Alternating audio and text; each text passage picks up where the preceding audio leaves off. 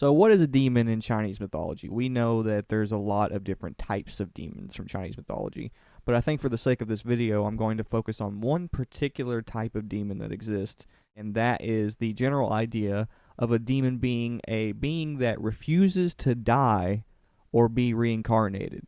So, within the context of Buddhism, our need to survive is associated with evil due to the fact that our need to survive is associated with selfishness. So all of that stuff ties back to what Chinese mythology considers evil. Now, Sun Wukong, at the very beginning of Journey to the West, the entire premises of his story is that he wanted to attain immortality because he was afraid of death. But he also used a very taboo form of immortality to maintain his life. The gods essentially looked down on this form of immortality. And so Sun Wukong is sort of treated as a demon who found Taoist enlightenment and became immortal, which is normally forbidden within the context of Taoist deities. You have to aspire to get rid of your demon nature. So, with that being said, the most important character to start off with is Goku himself. Goku himself is based on a demon. A lot of people don't know this, but the difference is Goku is based on a demon who becomes redeemed and finds enlightenment. So, by the end of Sun Wukong's story, and this is going to sound very familiar if you're a Dragon Ball fan, due to the fact that he becomes aware of the cycle of reincarnation, he will either break the ego of his opponents, causing them to change and devote themselves to Buddhism, or he will bring an enemy straight to Buddha or heaven themselves, and they'll take care of the issue. Buddha is actually the one who probably breaks the ego of most demons in the entire series, and that includes Sun Wukong himself, which is why by the end of the story, Sun Wukong is considered the victorious fighting Buddha, because he essentially gains this ability to break his opponent's ego and make them devoted to Buddhism. So, despite the fact that Sun Wukong is a demon, he is a demon who becomes redeemed and then becomes a Buddha. He is a demon Buddha. And that is the character that Goku is based on. And they make this very clear throughout the series if you understand all this within context. But one of the coolest ways that they signify that Goku is based on a demon is the fact that by absorbing yin energy, the energy of the moon, he takes on his demon nature. He takes on his demon form. Now, that is just a general rule from Chinese mythology in terms of how demons work, but what used to bring out Sun Wukong's demon nature in Journey to the West was his heart beating rapidly and the intense rage that he felt very easily. Due to the fact that he was an instinctual creature, it was very easy for him to lose himself to his intense rage. And so when his heart starts pounding and he loses himself to his temper, his demon nature comes out. And by the end of the Journey to the West, the goal of Sun Wukong's character was to combine his nature as a demon with his nature as a Buddha to become the victorious fighting Buddha, who was a Buddha who was essentially allowed to use violence due to the fact that he was aware of the cycle of reincarnation and birth. And so when he destroyed a demon or a being, he was sending them through the cycle of reincarnation. And when he was using violence, he was doing it with the intent of breaking their ego so they could essentially devote themselves to a higher cause. So that is the entire premises of Sun Wukong's character. Despite the fact that Goku is based on a character who is in fact a demon, that demon ends up becoming a Buddha. He's based on one of the most important figures in Chinese mythology in that sense, which is also partially why Goku and Sun Wukong, as I've established many times in previous videos, is the perfect representation of yin and yang, good and evil, heaven and earth. Yin and yang represent so many different things in Chinese mythology, and Sun Wukong is basically a perfect representation of all of this. The way his character is crafted is so amazing in that sense. But normally what reflects someone's demon nature is the animal that Journey to the West chooses to use to reflect whatever a character's nature is. Just like you see Vegeta turn into his Great Ape form in Dragon Ball Z, this happens pretty often in Journey to the West, where Sun Wukong will be facing an enemy, including himself. He actually ends up fighting a version of himself who becomes a Great Ape-like form. But this happens many times in the series where he'll be facing an enemy and they will take on their full demon nature, where they turn into a beast. And so the Ox King, for example, Sun Wukong was facing the Ox King, and he took on this giant ox form, very similar to Vegeta taking on his giant Great Ape form. That's very, very common in Journey to the West. It happens all the time. But essentially, the most important thing to remember in regards to all this is that demons are essentially characters who refuse to be reincarnated for the most part in Chinese mythology. There are tons of different versions of demons, but particularly in reference to Journey to the West, this is essentially what a demon is. Now, one of the few characters who aren't based on a demon in Dragon Ball is Bulma. She is based on the Golden Cicada, or Tripitaka, the monk, the main character of Journey to the West. And his whole thing was he was the favorite disciple of Buddha, but he was sort of vain, so he got sent to Earth to live out multiple reincarnations. And so that's sort of the premises of the character that Bulma was based on. But Bulma also has a lot of character traits of Sun Wukong herself as a trickster and stuff like that, due to the fact that Toriyama likes to take personality traits from one character and give them to another to switch things around and make it a bit more fresh. And you'll notice this, if you really pay attention to Dragon Ball, you'll notice that he actually does this with quite a few characters. Now, it is very common for holy entities in Journey to the West to fall from heaven, like Tripitaka or the Golden Cicada. The character that Oolong is based on, Pigsley, was actually a celestial being in charge of part of the celestial army, and he got banished from heaven due to lusting over women, drinking, things of that nature. And so his role in Journey to the West is to basically make his way back up to heaven. Sandy, he was originally a general in heaven as well. And I don't know about you, but that makes Oolong and especially Yamcha much cooler characters if you think about them within that context.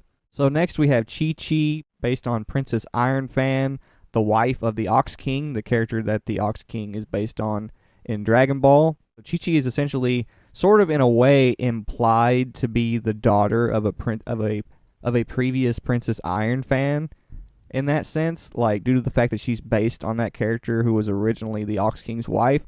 So essentially, she's like a Princess Iron Fan Jr. in that sense. So in that sense, Goku marrying Chi-Chi and becoming the son-in-law of the Ox King kind of perpetuates the themes that the original Dragon Ball had in terms of like all of these characters originally being based on demons moving forward into the series, because now their entire family is based on the same themes: Gohan, Goten, everyone else.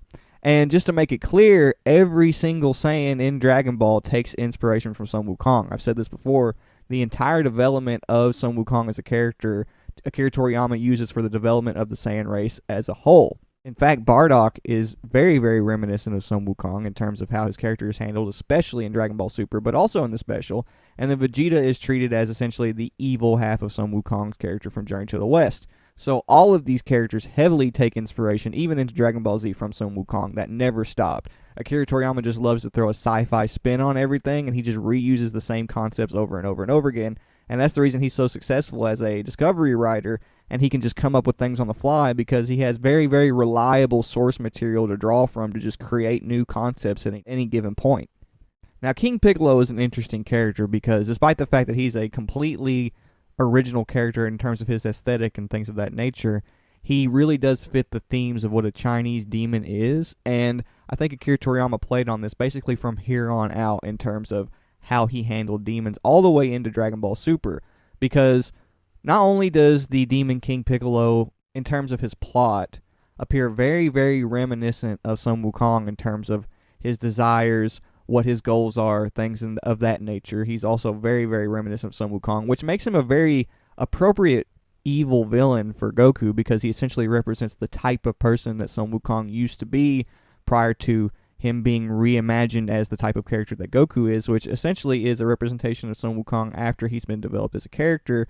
King Piccolo is a character who literally refuses to die or be reincarnated. That's the reason he causes a pseudo-reincarnation by becoming Piccolo Jr. And you'll notice that this theme perpetuates almost every villain throughout Dragon Ball. Frieza and Vegeta, of course, both want immortality. And in Frieza's case, he's a really cool mix of like the Jade Emperor, but also a character known as the Demon King of Confusion, who actually captured all of Sun Wukong's tribe, enslaved them, used them to his benefit before Sun Wukong made his way back to his homeland and killed him and avenged his people. So even Frieza has strong roots in Journey to the West in that sense, due to the fact that there's a character who verbatim fills the same role in Journey to the West in terms of enslaving a group of monkey people and then eventually being defeated by one. Now, even though Cell isn't based on a demon, he derives his character and his personality traits from several characters who are, but he's also, again, a play on the Golden Cicada, who was forced to be reincarnated, who was sort of vain. He sort of matches that same theme of perfection because he was supposed to reincarnate until he reached Buddhist perfection in that sense, so he also represents a very similar theme to Cell, but that is essentially Akira Toriyama taking the Golden Cicada and making him into a very demonic-like character through Cell, who refuses to bow to anyone, is very vain, has a superiority complex, and refuses to die or be reincarnated or put through the cycle of life and death. Now, Broly, at least the original Dragon Ball Z Broly, was a representation of the evil aspects of Sun Wukong, very similar to Vegeta. But the new Broly in Dragon Ball Super is much more reminiscent of the actual good Sun Wukong, just like Goku. Now, Majin Buu is very interesting because due to the fact that he absorbed the Grand Supreme Kai, he's a character who starts off very Buddha-like, and then essentially becomes a character who is verbatim almost exactly like Sun Wukong. That was very creative on Akira Toriyama's part, but like he's very reminiscent of Sun Wukong as a demon in that sense as well. Beerus is another character who takes heavy inspiration from Sun Wukong. He's a god who's been hired to destroy for the gods, so like he's basically the same thing. Like most of these characters are just Sun Wukong's character spinned into different directions to create different characters, and Beerus and Whis are very reminiscent of Sun Wukong and his master, Tripitaka. Oh, and this may not be an Eastern demon, but I don't want to forget this. Dabura is essentially Satan. I mean, we all know this. He is, for the most part, just a complete reimagination of Satan as a character in Dragon Ball, and we are all very well aware of this. But just to move on to the characters throughout Super, of course, Goku Black is also a reference to the eviler aspects of Sun Wukong. But he's also a god who fell and became a evil being, just like most of the beings in Journey to the West. So that's also pretty cool. He also takes heavy inspiration from Terminator due to the fact that he wants to terminate all mortals and things of that nature.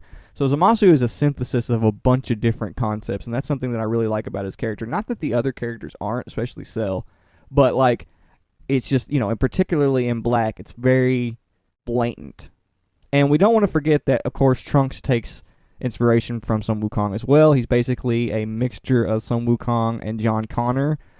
Another honorable mention is, of course, Moro, who Goku called a coward due to the fact that he wanted to be the supreme life form in the universe and also drain the life force of people around him so he could live longer because he himself was also afraid of death. And then I guess the most blatant example, and definitely a worthy honorable mention, is Janemba, because he literally is the result of the reincarnation machine breaking and all of the evil that's been harvested from the cycle of life and death being created and manifested as an actual being. But I just figured I would give you a quick rundown of some of these characters, and maybe this will help you go back and watch Dragon Ball and kind of figure out what Toriyama was thinking when he crafted all these characters. Now, if I missed any characters, you can sort of just use this video as a guide and Journey to the West itself to figure out what characters Akira Toriyama took inspiration from and how he used concepts from Journey to the West to craft most of his cast. If you have an idea of how he did it here, you can get an idea of how he's playing on it within the series itself. So I hope this video is very useful in that sense if you actually go to sit down and watch Dragon Ball again. But anyway, that's it for this video. I hope you enjoyed it. Don't forget to like, comment, and subscribe, and I will see you guys in the next video. Peace.